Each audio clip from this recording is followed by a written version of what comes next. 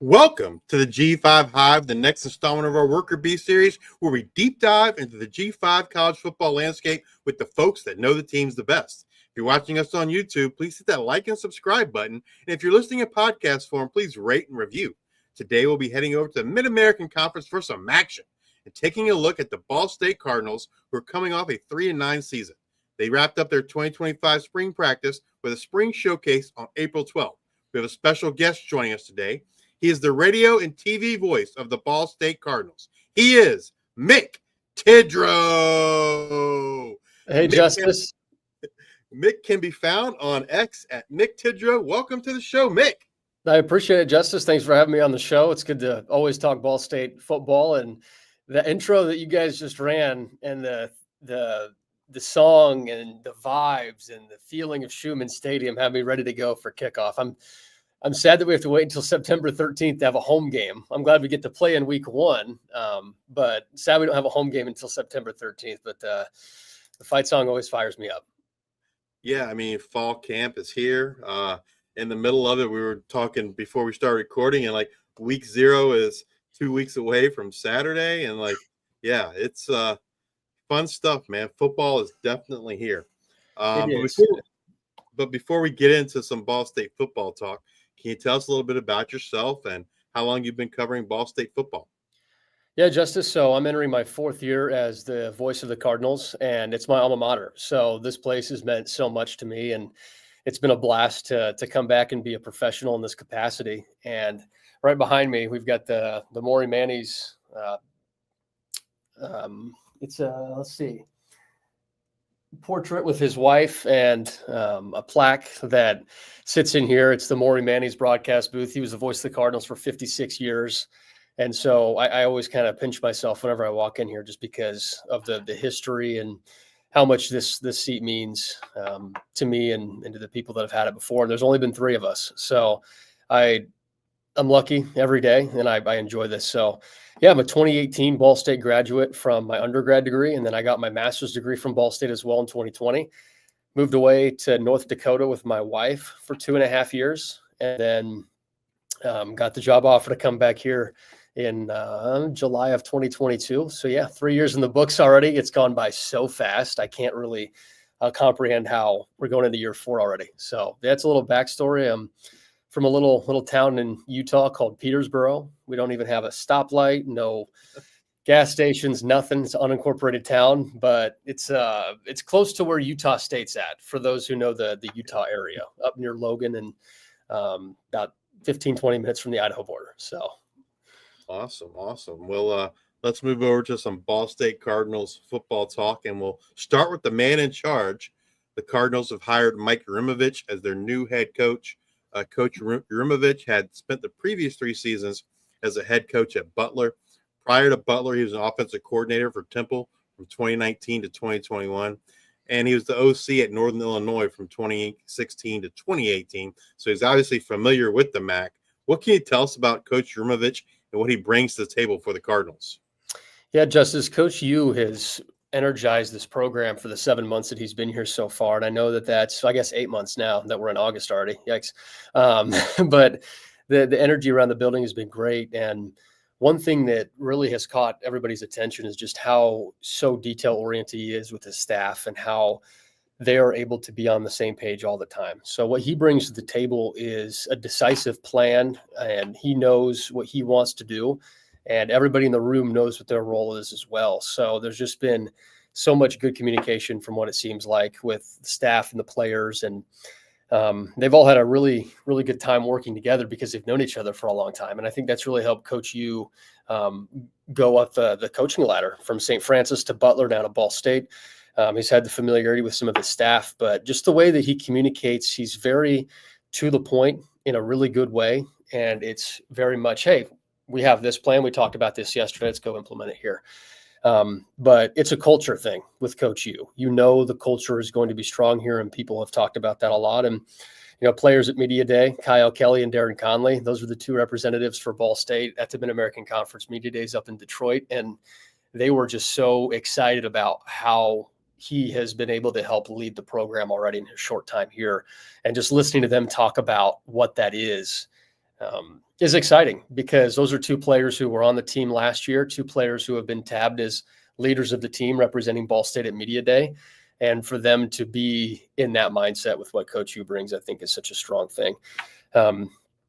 Coach U having the background of being a coach at the high school level while he was a student at Purdue, I think helps showcase what his life has been like as a coach, because he isn't somebody who played at Purdue. He was coaching high school ball while he was a student at Purdue, and then he was working up the ladder throughout his time. So he got a very early taste of what coaching was like and how to build locker rooms and how to be a part of a staff that can energize a group, but also works with groups in terms of the encouragement. We see that all the time from Coach U, as he's such an encouraging coach with all of his players and his staff.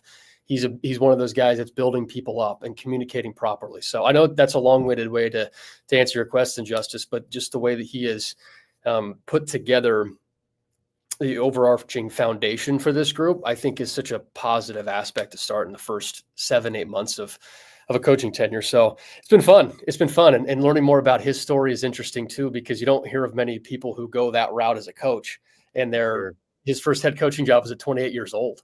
And that's very young to be a head coach in college football. And that was at St. Francis.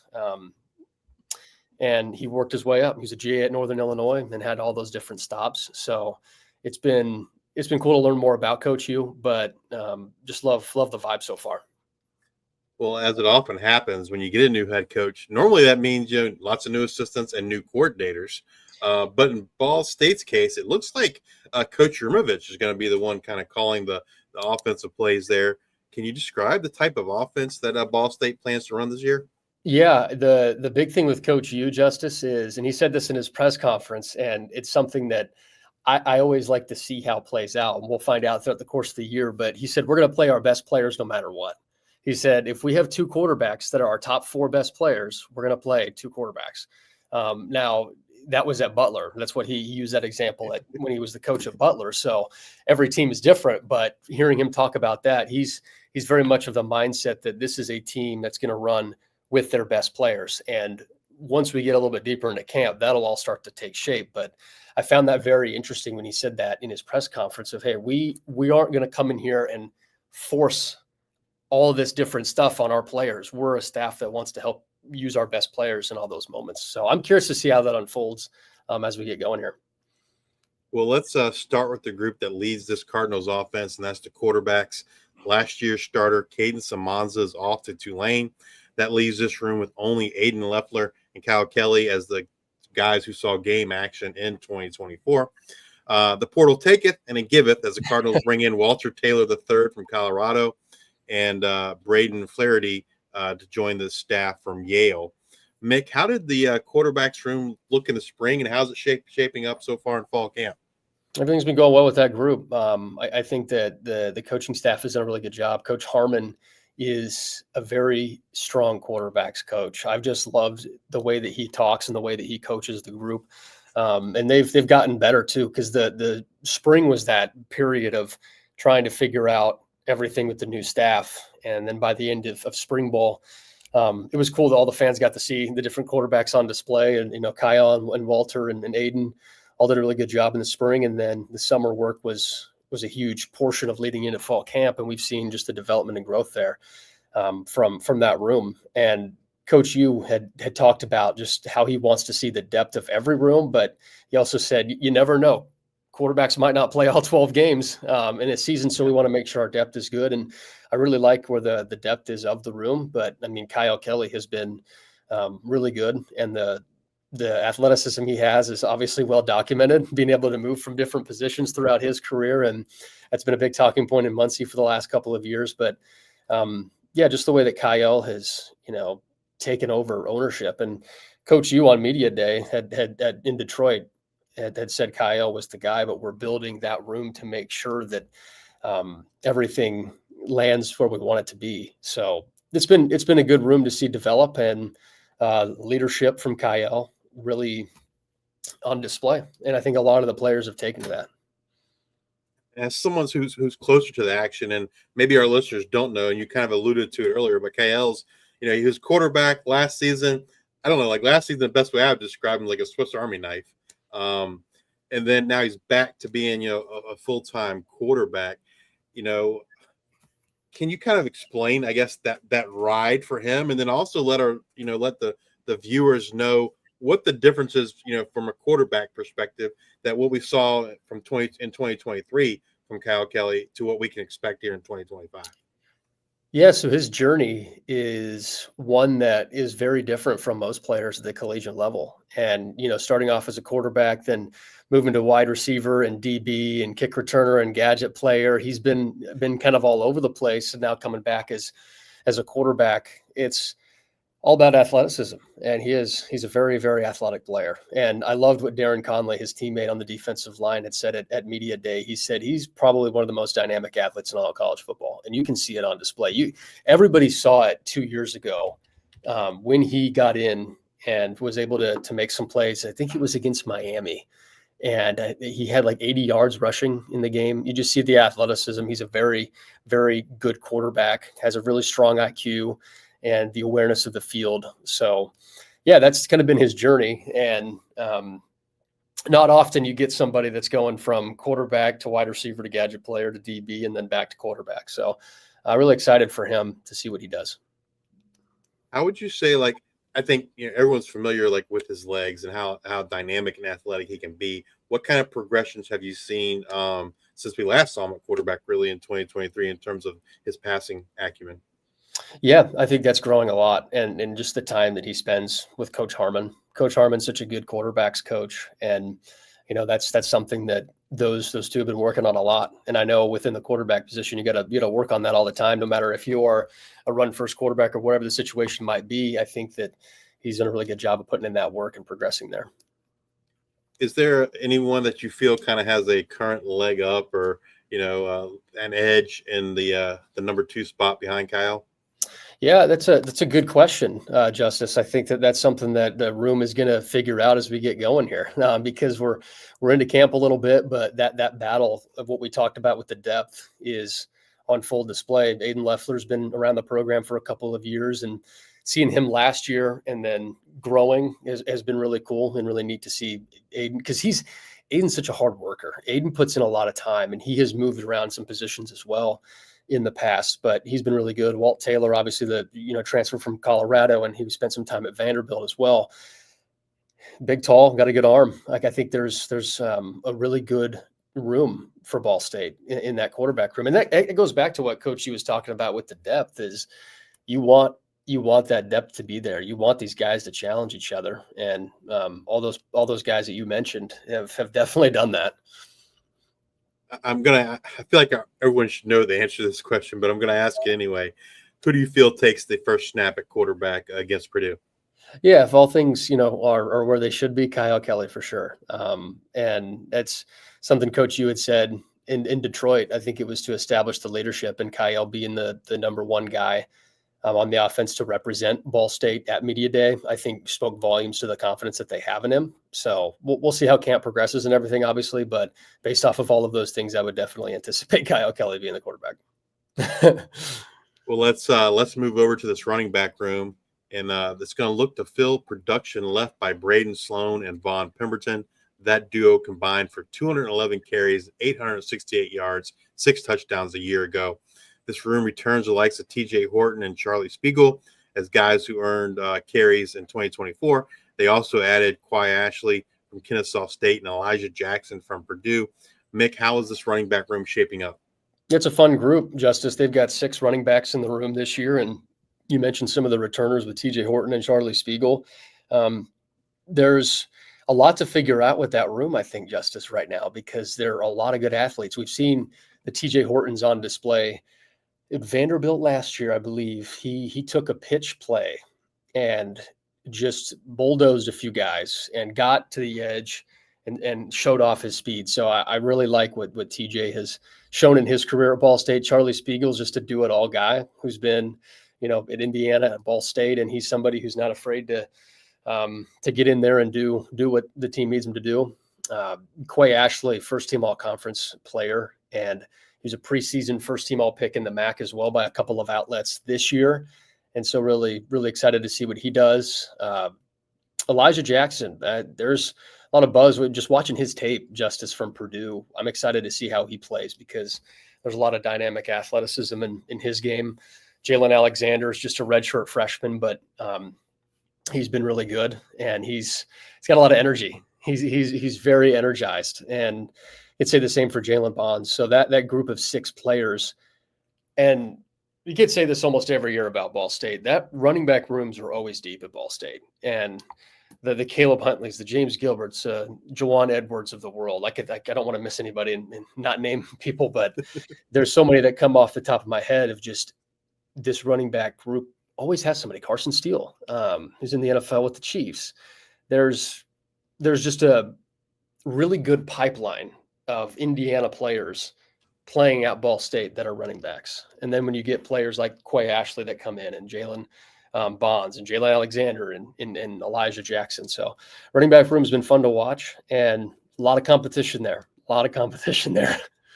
I feel like I'm going to say that about every group, Justice, because there's 54 new players. Yeah. And the coaching staff has said repeatedly that there's a blank slate for everybody on the team, and nothing is decided until camp is over. And so I really, camp's over. I mean, nothing's decided ever because you're going week to week, but I feel like I'm going to repeat myself saying there's a lot of competition and we still have to see a lot, but that's just how this team is operating with all those new faces and a new staff that's trying to evaluate literally position by position, player by player, every single day to make sure they're getting it right. And that running back room is no different. Yeah, absolutely.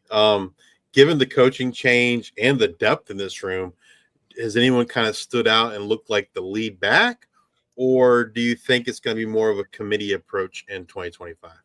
Yeah, we'll see, Justice. I think it's a good question because of the accolades. If I'm speaking from what I would think and how I read it, I think there's, Quay Ashley's been a really good guy to come in and be one of their leaders. And based off of what the media thinks as well, with him getting some of the preseason accolades, he's definitely somebody to look at. And Coach Yu had talked about him at Media Day as well. So I think Quay's there. But again, I think Elijah Jackson's had a really good camp so far. With Jalen Alexander, TJ Horton, and Charlie again coming back and know what it means to be ingrained in this community. So yeah, if I had to look into a crystal ball, it's a tough one, but I think Quay's got the credentials from what he's done in the past to be somebody who's leading that group. Given all the depth, how would you can you run down for us, maybe the different skill sets these guys have to kind of get, fans understanding hey, this is what this particular guy excels at. Is someone like the best pass catcher. One guy's, more of a between the tackles runner, but one guy's a slasher. I'm finding that out as we go, Justice. That's a good question. And I think I'll be able to have more on that as we get closer to week 1. But we know what Charlie Spiegel is. We've seen him on tape. He's got that bruising mentality. TJ Horton's really fast, got speed. So does Jalen Alexander. Quay Ashley does as well. Elijah Jackson, really shifty too. Just watching his tape from Purdue and seeing him run around, I think a lot of athleticism there. So the room as a whole just has athleticism plus strength at this point. Well, we mentioned all the depth in this room, but there's also a lot of youth. You got, 4 of the 6 guys on the roster are redshirt sophomores or younger. Is there one underclassman that we should kind of keep our eye out for in the future? Yeah.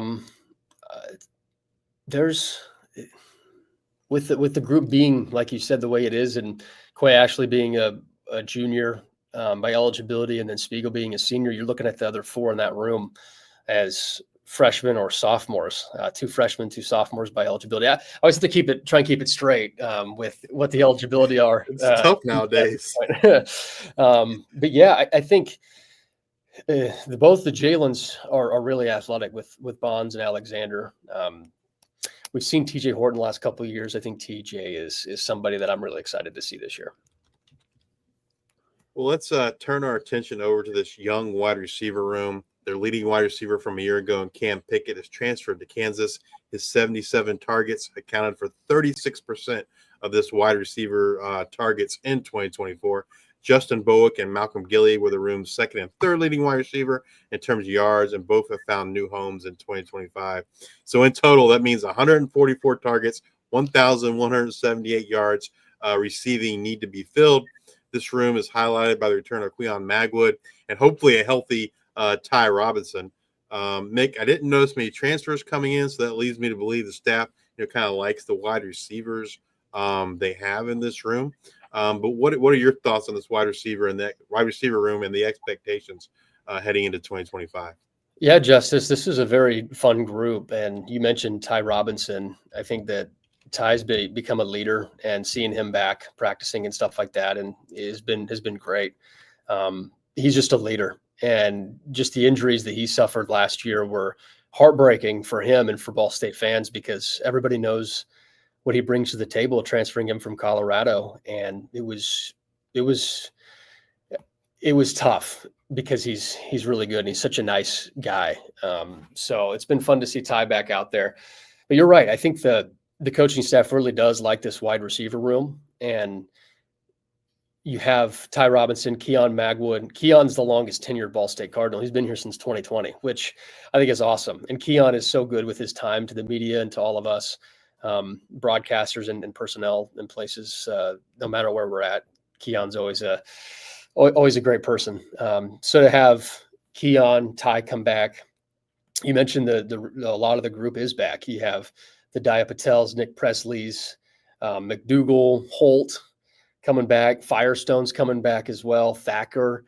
There's a lot of guys that return, and then you bring in some new faces like Eric Weatherly, Donovan Hamilton coming in as well. Elisha Durham is on the team. So there's 13 wide receivers this season, and a lot of returning, which I think is a good testament to, and to have a room that is cohesive. You mentioned the receiving numbers that Ball State lost from the group.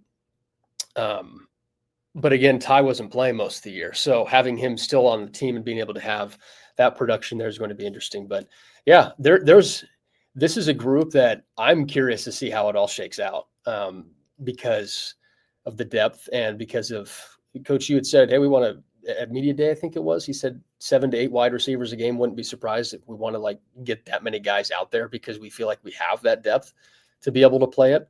But when you're looking at leaders, Ty Robinson, Eric Weatherly, Keon Magwood are definitely leaders, especially with Ty and Keon coming back. And then Eric has gotten a lot of playing time, played a lot of Bucknell, transferred from Duke as well. So he's started at Duke, went to Bucknell, came to Ball State. So you've got natural born leaders there, and then a lot of young players coming back that made a lot of strides last year and get ready for this year.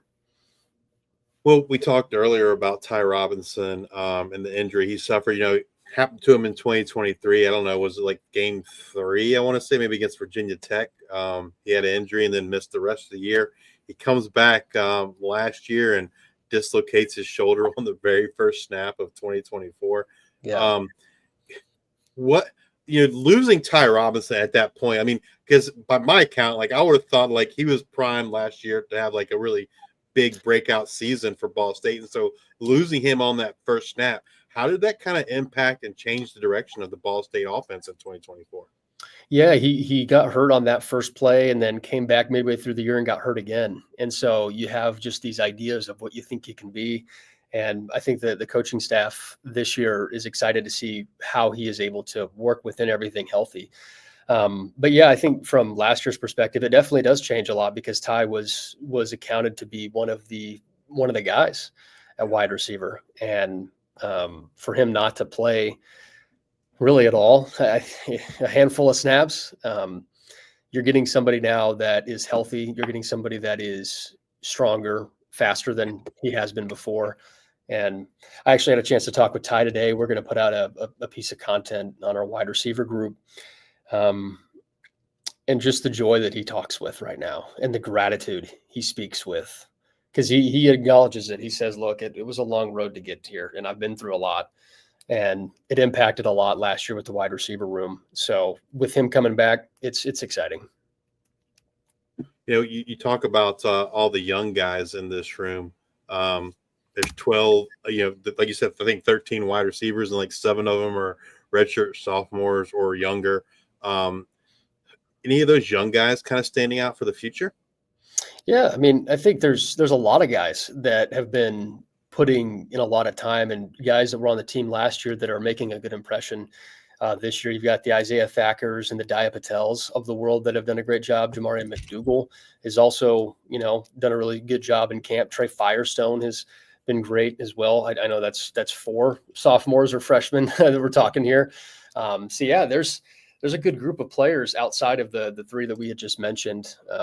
But then you've got the Nick Presleys who have played a lot of college football for Ball State in the past couple of years, and the Eli Holtz who have been in the rooms and know what this group is like as a redshirt sophomore. So really curious to see how the group grows. But one thing that stands out to me is the competitiveness and the depth. And Taya talked to us about that today. He's like, yeah, we're all kind of just pushing each other. We're all just kind of driving that competitiveness, but we're all staying in a healthy competitive balance.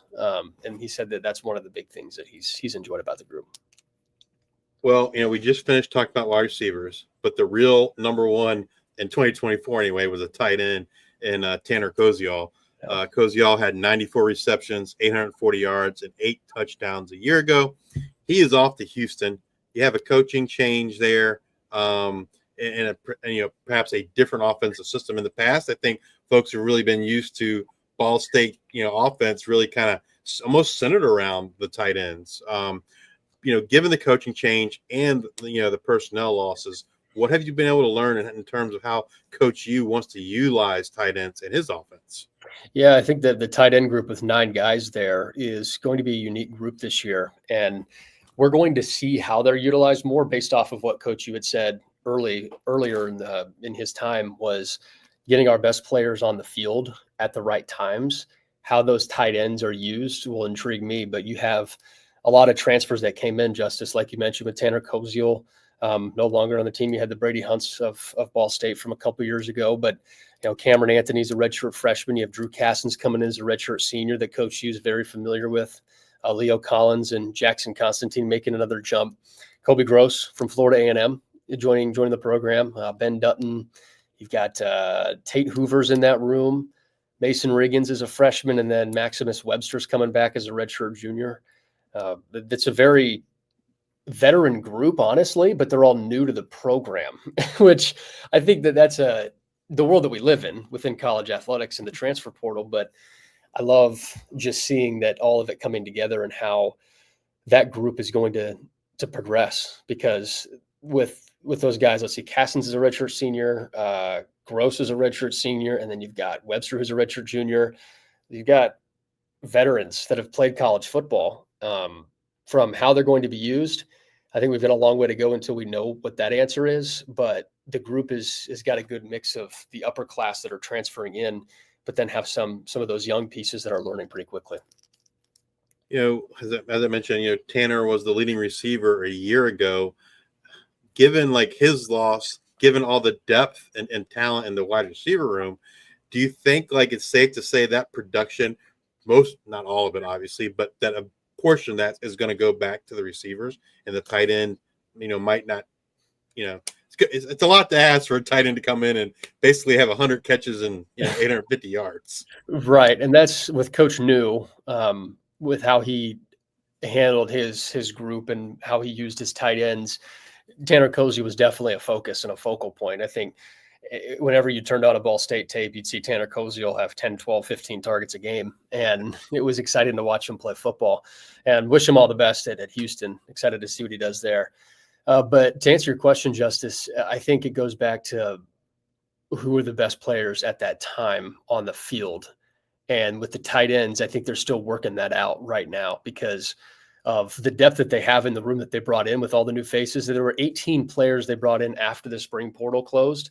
And so there's a group of players that they're still trying to figure out of how that's going to exactly work. But I think this tight end group is going to be very involved. And if I'm looking at what Coach U did at Butler, he's not going to be afraid to use them.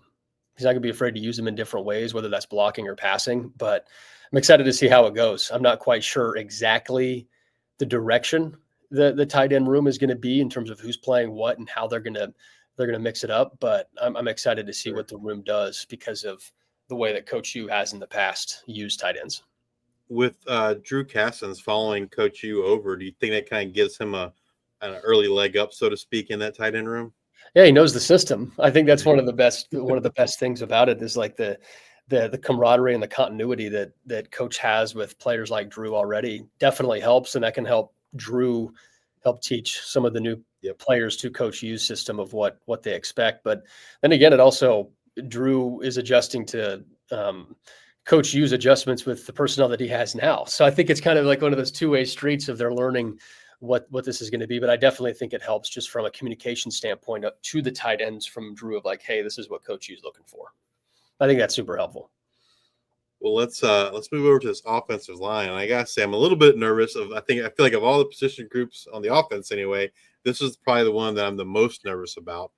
They'll look to replace 4 starters in 2025. It's highlighted by the return of Chris Hood, who took over for an injured Damon Kaler in 2024.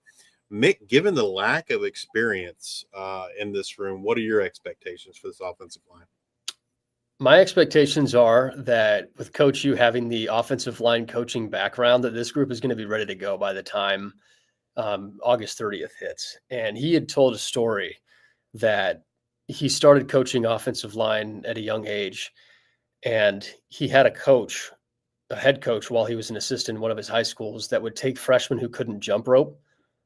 And by the time they were seniors, they were dominant offensive linemen. So when I hear that, I think Coach U is such an offensive line guru. My radio analyst, Chris Radican, would be very happy about this conversation. By the way, he was a former offensive lineman at Ball State, so got to shout out the O lineman when we can. But I fully expect this group to be ready, and Coach Barr is an exceptional offensive line coach too. And I feel like I'm a broken record, but with all the coaching staff that has known each other from Coach U's past stops with Butler and other places, like they almost can read each other's minds with how they want to teach offensive linemen with where they're at and their progress. And so I think it's going to be a good room. And Chris Hood, we talked to him at media day, and he had expressed how much last year was a learning progress for him, and the 8 games that he got to play were instrumental in the progress that he was going to make for this season. And he's like, I'm kind of a veteran of the group now. And he talked about the excitement of being a leader and growing the offensive line group. So yeah, I'm curious to see how it all pans out. But with I think they've got 19 players in that room, and a lot of guys have graduated. You mentioned Kaler, and then you've got the Ethan Crows and players that had been here for a while. But yeah, I'm excited to see where the group goes and to see how the Chris Hoods of the world push the program forward that way. And, we had a podcast segment with Tristan Cook, an offensive lineman as well, and just how he stayed patient through his injuries and how excited he is and what he's already learning from this staff, I think has helped ease some of those some of the concerns you had talked about. But Coach, you had said it too. He's like, offensive line's a group that we're going to get to camp and we've got a lot of work to do because we feel like we've got 19 guys that can all compete for spots, but we want to make sure they're out where they need to be. And again, I think Coach Barr and Coach U can read each other's minds during practices. But yeah, I found it interesting. Jump roping as freshmen to get them to where they want to be. That story kind of stood out to me. Now, I don't know if they're doing jump ropes on the side or anything like that, but it would be cool to see that in practice. Well, Mick, if you had to pick an offensive player to have a breakout type season in 2025, who would that be? Ooh, breakout player from the offensive side in 2025. Good question. I'm going to go the easy way with Kyle Kelly. I knew you probably thought I was going that direction. I figured either Kyle or Ashley, one of those two would have been my guess. I just think that Kyle has worked so hard, and the coaching staff instilling the confidence of picking him as the leader for offense to represent them at Mac Media Day. I feel like that just breeds the confidence and the trust. So I'm going that route. All right, well, let's move over to the defensive side of the ball. And with the coaching change, as you expect, there's a shakeup on the defensive side as well. But there will be a familiar face as defensive coordinator for Ball State fans and Coach U, Jeff Knowles. Coach Knowles was the Cardinals defensive coordinator in 2024. Prior to Ball State, he spent time as a defensive coordinator at Butler under Coach U.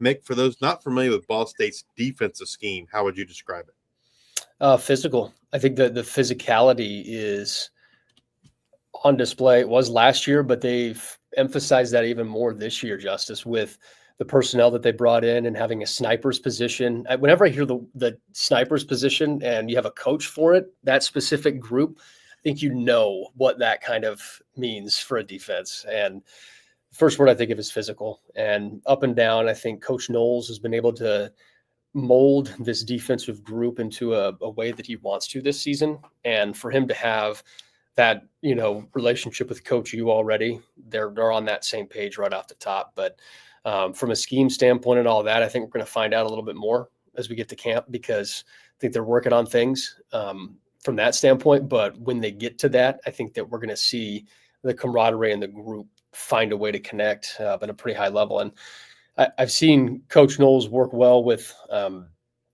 each position group's coaches, and I see him going over there and talking to each group. And what I find very unique is that he is one of 4 different coaches that are coaching defense for Ball State that have been a defensive coordinator in their time.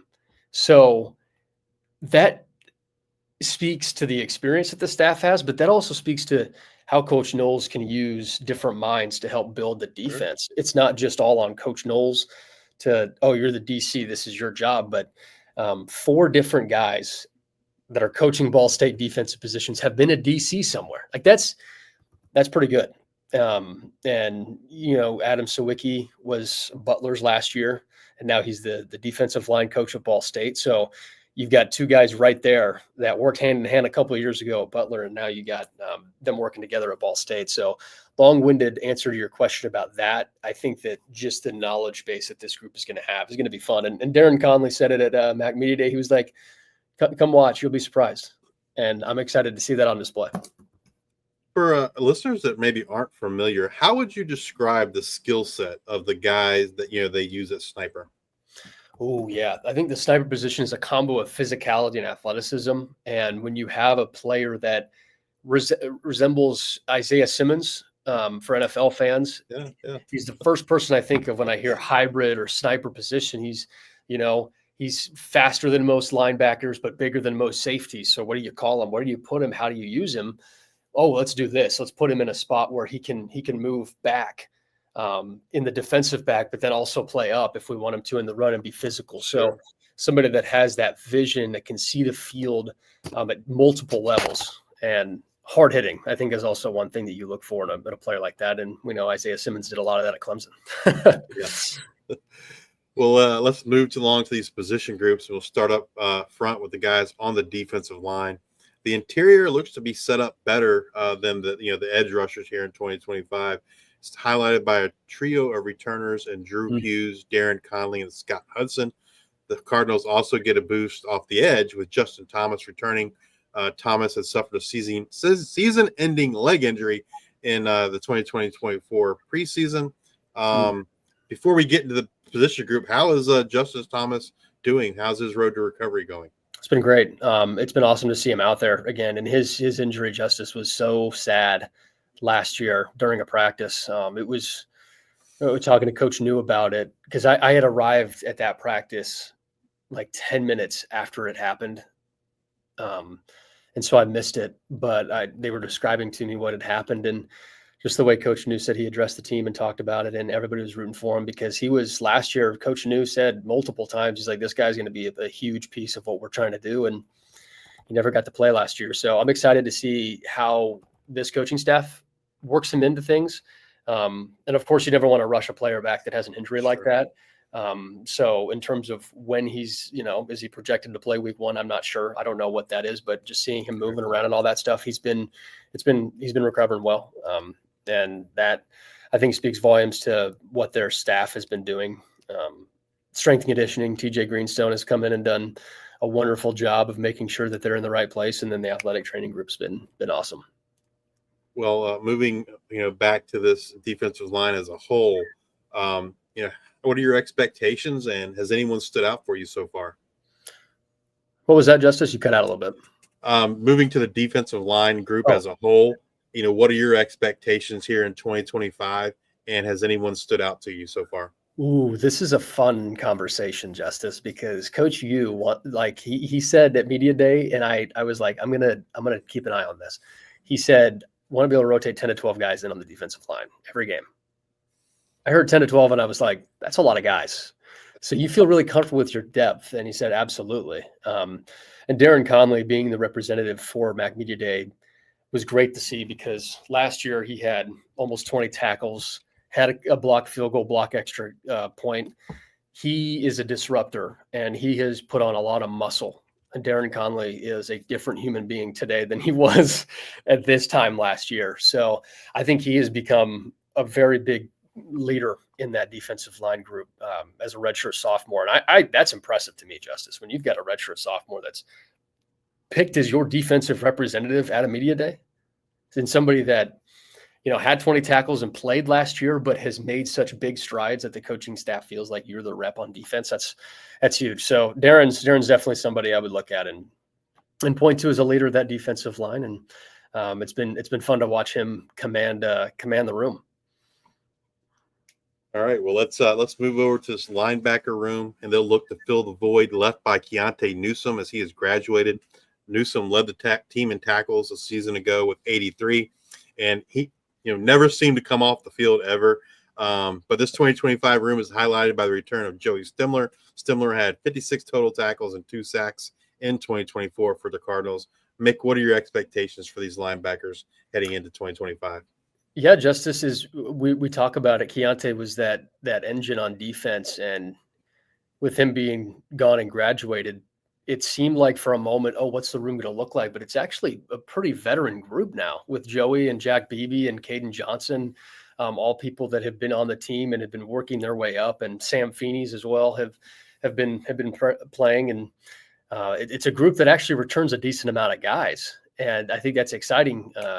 And Jackson Weagold as well. He's been a special teams guy, linebacker for the group. So linebackers, one group I feel like I feel comfortable saying there are guys that return that are exciting and are going to be leaders of the group. And Coach Yu has a couple of times pointed out Joey Stemler is a big time leader and vocal guy that's come a long way, and love talking to Joey because he's always exuding that leadership. But Jack Beebe as well. I think there's a lot of leadership from him, and the group that's coming back is great. But the returning group paired with some of the newcomers with like Alfred Shea, Xavier Simpson, all becoming Cardinals, Dwan Eccles making a jump as well. So yeah, it's a good group that has some veteran leadership, and it's exciting. I think Joey Stemler's made such an impact on the community as well. Same with Kyle Kelly going on the offensive side. A Werfel Trophy nominee for Ball State is Kyle Kelly, but you could Joey Stemler was one of those guys. If you had to pick a defensive rep for the community, it would be him. So excited to see what that group does. Has anyone kind of stood out in your mind anyway to kind of join Joey out there the first snap against Purdue? Yeah, I think any of those upper class players that have been at Ball State are players that are probably in that grouping. But I also think you've got some of those Xavier Simpsons and Alfred Shays that have done such a good job of asserting themselves too. So excited to see what that group is. I don't know if there's a group on Ball State's position team that has more returners than linebacker though. So while we have the sense that there's a lot of returners, that also means a lot of competition. Sure. And Joey, Jack, and Caden are 3 that we had talked to with one of our linebacker previews, and those 3 have really, really stood out as great leaders. All right, well, let's move over to the secondary, and it's going to look totally different here in 2025 as this room looks to replace the likes of safeties George Udo, who graduated, and Jordan Coleman and D.D. Snyder II, who transferred. For the cornerbacks, they saw Miles Norwood and Thylan Baldwin hit the portal. So obviously with those losses, I'm a little bit concerned about this room and, how maybe Ball State, went about addressing these losses in the offseason. But what are your expectations, Mick? Yeah, Justice, there is a big influx of talent for the secondary of this group within cornerbacks, safety, snipers. This is a group that I think we're going to find out a lot more as camp goes on. we've seen the Eric McLeans and the Will Yates got a lot of playing time last year as freshmen within the DB room, and they've obviously continued to grow and show themselves as leaders. But I won't go through and name every guy here, Justice, because there's a lot of competition. This room and O-line were two that Coach U at Media Day was like, hey, we need to, when we get 3-4 weeks into camp, we'll have a good idea of what these groups look like. But the DB room is just everybody's been getting time. Everybody's been shuffling around. So it's a group that we will very much see on August 30th of who is doing what and where and when and how and why. Looking at that sniper position, is there anyone that or a couple guys that you think might, be able to excel or fit into that type of a role? Yeah, I think they're rotating a bunch of guys in right now there. We had talked to Ashton Whitner on a podcast episode, and he was somebody that Jalen Moss had talked about as well on the podcast. But there's a lot of different players that might fit into that mold. I don't know exactly who that's going to be yet, and they've been moving guys in, they're moving guys out. I think everything's on the table between freshmen and redshirt seniors because they are trying to evaluate that room. All right, Mick. Well, just like the offensive side of the ball, I'm going to ask you on the defensive side. If you had to pick a defensive player to have a breakout type season in 2025, who you got? Got Darren Conley. I'm going with Darren. He blocked an extra point, a field goal last year. Is it safe for me to say that he can block a couple more this year and pick up a sack total? Can I say that here? I think Darren is going to have a good year. I think he's somebody that everybody's looking to as a leader on the defensive side. He's put on that muscle. He's gotten stronger, and he's just been exciting to watch and just to talk to. So I've got Darren Conley on that side. All right, well, we've talked offense, we've talked defense. Now let's move over to the special teams. How are those units looking, and are there any concerns? No concerns. I think the special teams group has a lot of competition because you've got Carson Homer, who is the only returner with experience from last year. Punter situation, new players competing for that job, kicking, a lot of competition there. You're seeing all these new faces come in because last year's special teams group was Jackson Corville, Brian Cooey, and Tucker Dunn. That was kicker, punter, long snapper in that order. None of those guys are on the roster. So there's players that have been brought in. You've got Brody Bain, redshirt freshman kicker, Carson Homer, the redshirt junior, and then DC Pippin, who is a really good kicker, transferring into Ball State as those three kickers try to compete for the job. And then with punters, Brody also can compete for that, I think, and then Adam and Cole within that room. So there's three guys vying for both of those positions right now, and they've all done a really good job in camp. And I don't know for certain who has separated themselves yet. The fun thing is we're starting to see it take shape, I think. But Carson Homer has that experience, and they've all got, DC Pippin's won awards and he's been nominated for things, and he's got a leg on him. But Carson Homer showed that as well throughout his time. And Brody coming in as a freshman has obviously impressed in that area too. So no concerns from a special team standpoint, Justice, but I should say, along with the DB and O-line group that we had talked about, that group wide open for competition. Well, now that spring practice is over, we're in the middle of fall camp. Which position group or groups do you think is the most concerning heading into 2025? Yeah, I don't know necessarily concerning. I think it's more of just trying to figure out who the depth pieces are. Coach Yu had stated that he wants 30 to 32 guys to play on the defensive side any given game. I mean, there's only 11 that play at one time, so to say that you want another 19 to rotate in, I think the big question is, what is that depth? Does it even matter if you're a starter or not? Because you're going to be able to play a ton of snaps, because he wants guys to be as fresh on snap 1 as they are on snap 70 in game 1 to game 12.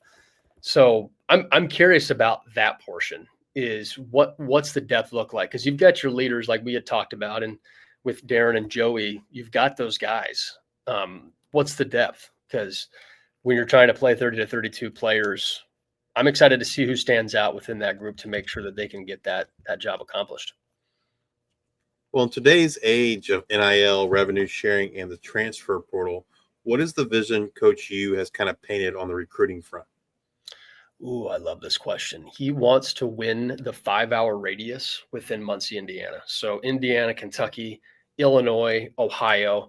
He really focuses in on that radius because he says that there is a chance to have guys that want to come to Ball State and be close to family, and they're more likely to stay if they're closer to family, or if you're recruiting players in that bubble that don't come to Ball State, they remember who you are, you remember who they are, and you stay in touch. And if they hit the portal, you have an opportunity to build that. So that 5-hour radius helps, and I think that's also a good community builder too, Justice, because when you have a mindset from a coaching staff that says we want to build around where Muncie is, people can relate and understand where those folks are coming from. But obviously you're going to find guys from Georgia, you're going to find guys from Florida and Washington and all over the place. But when he said that 5-hour radius is where we want to focus in on big time and make sure that we are connecting with all the families and being in those conversations, that's a big piece of the puzzle.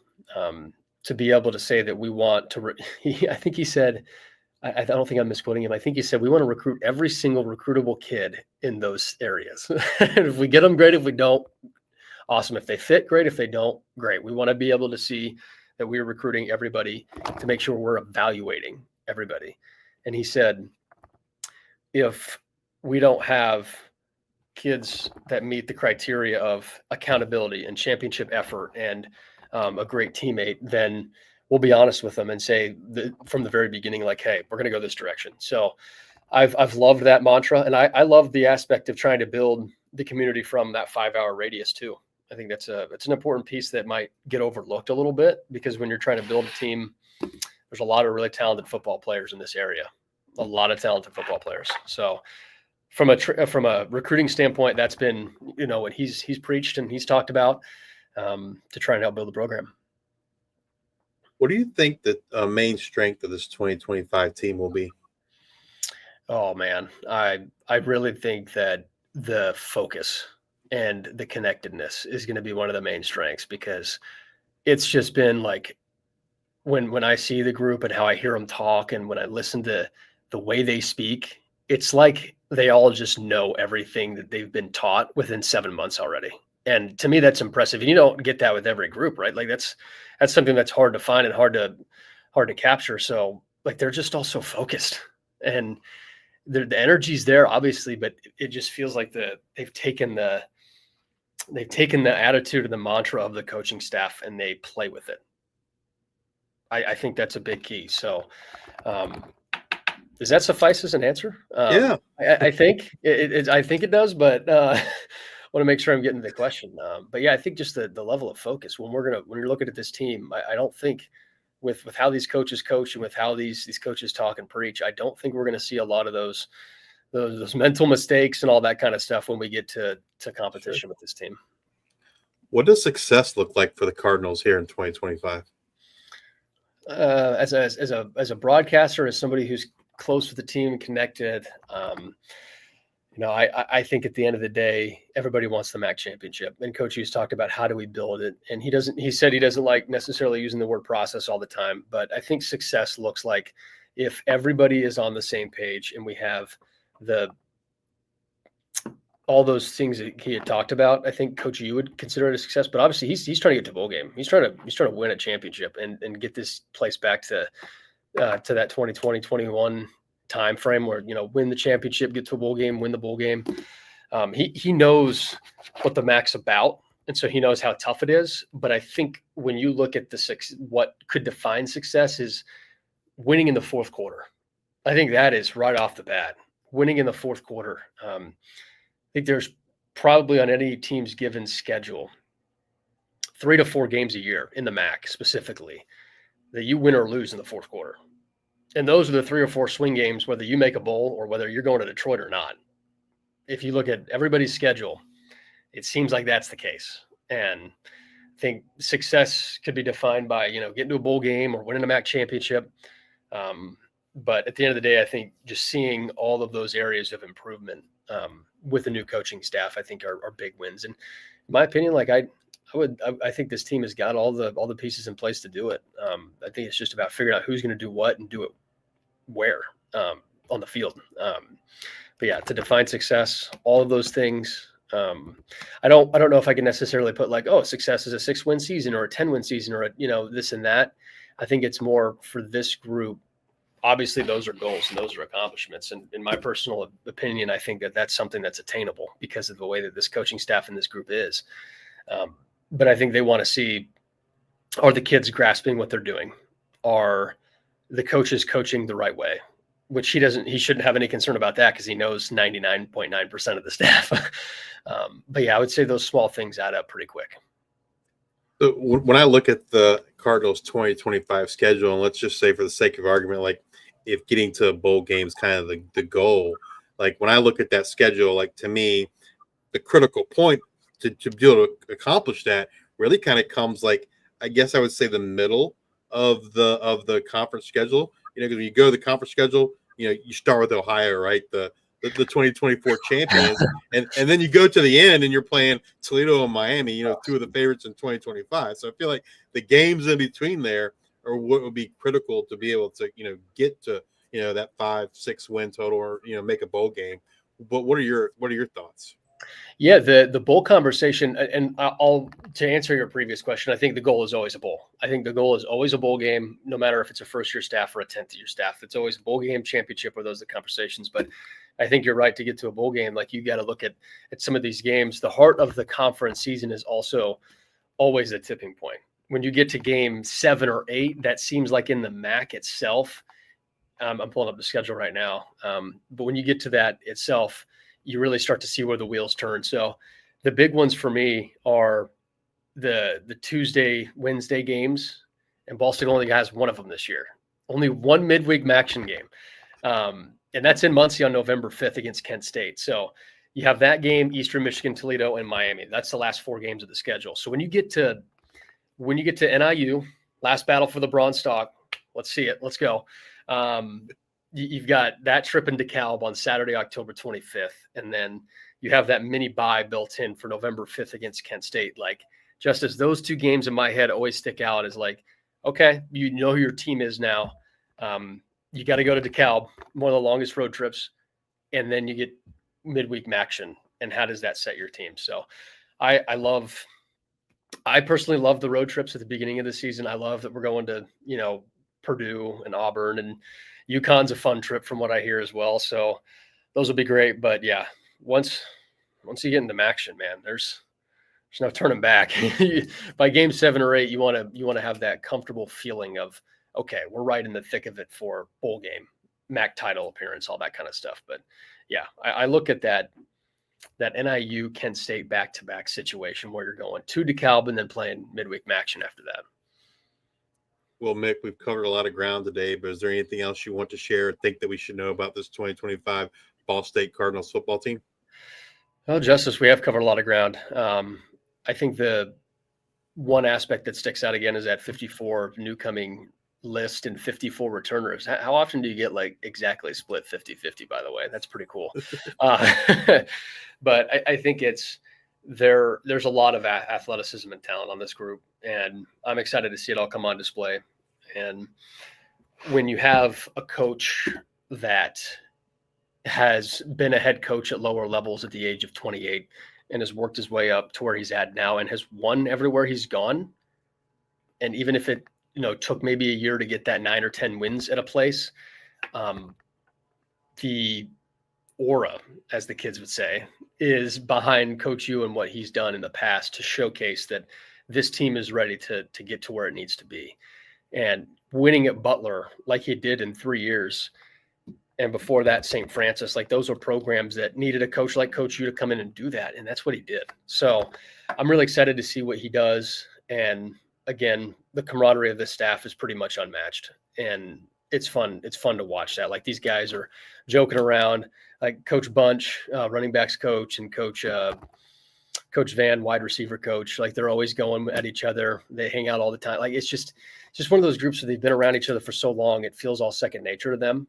And that to me means something. Like that stands out as a positive. So Ball State fans, get out to the Schumann Stadium, get your tickets, and enjoy this group, because I think it's gonna be a fun season. Well, Mick, I just want to thank you for taking some time out of your day to spend with us and share your knowledge. We greatly appreciate it. But before we let you go, I want to give you an opportunity to tell our listeners where they can find you and maybe some things that you're working on or that you have coming up here in the near future. Yeah, Justice. So my X Twitter handle and Instagram handle at Mick Tidrow, but always follow at Ball State FB, Ball State Football on all social media platforms. The content team for football has been doing an excellent job of getting out photo galleries, mic dubs, video stuff.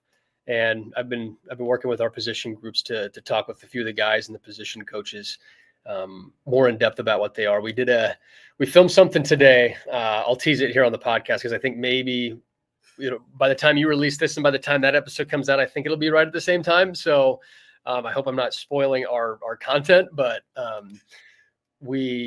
raced Coach Smith in a 40, our cornerbacks coach. Awesome. I raced him in a 40 because we were joking about on our podcast. We had him on a couple months ago, and we were just joking about, he wears cleats at practice. And he's like, you got to stay ready, just so you don't have to get ready. And I'm like, okay. And so I asked him if he's been challenged by anybody to run 40s. And he's like, here and there. But I said, okay. And he and I were going back and forth on Twitter of just like, all right, how about during training camp? Let's make this happen. So he and I raced a 40, and it's a fun group. Like a lot of staffs would be open to fun content, but the staff is definitely down for that because they want their personalities and their coaches to be known and their players to be known. So that's projects that we're working on. We've got one out right now with our linebacker group, but we'll have position groups and previews coming out that they'll have a little twist to them. Well, you've definitely piqued my interest. I'm looking forward to watching that and kind of see who wins the race in the 40. My hamstring is attacked, and so is Coach Smith. So I think that's all that matters.